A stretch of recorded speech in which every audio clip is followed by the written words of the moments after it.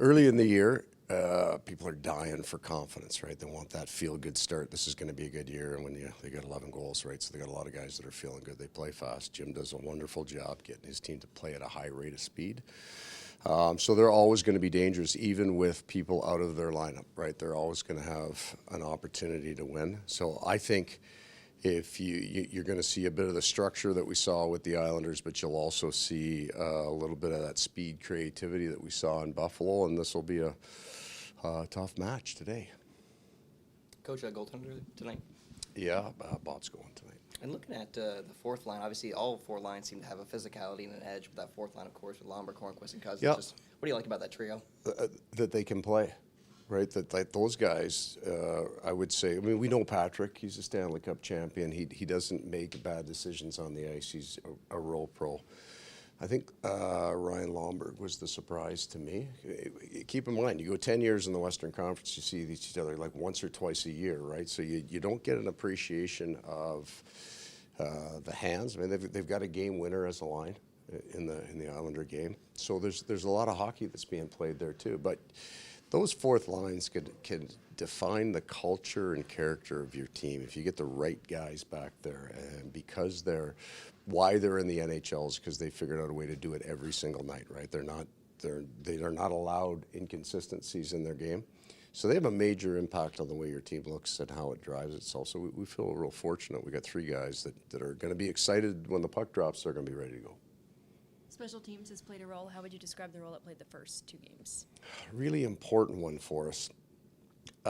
In terms of impact on the game, I say a penalty kill was the one I was most pleased with Buffalo because they have a lot of some skill there, and just a section of 5-on-3, but more it was when it is 10 minutes left to go in the third period. You got a 1-goal lead. You need the stop, so the confidence booster. The power play was more big picture important. We went 0 in the first night, but had and you've heard this a million times. Oh, we had our chances. Okay.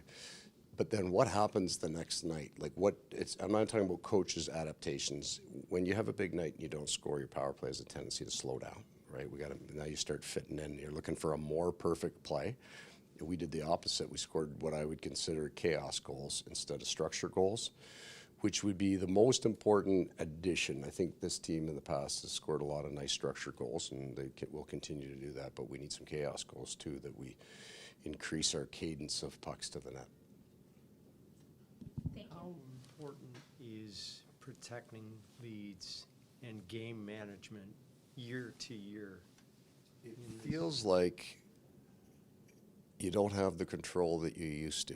Don't you remember? I mean, you remember. Like a 3-2 lead was over. Why play the third, right? Yeah. It's done. 10 minutes. Yeah, you're not, every puck is deep. They're not crossing. And now we've just over the years seen so many wild changes. I mean, but I got my computer on. I'm watching Minnesota, LA the other night because it's just awesome, right?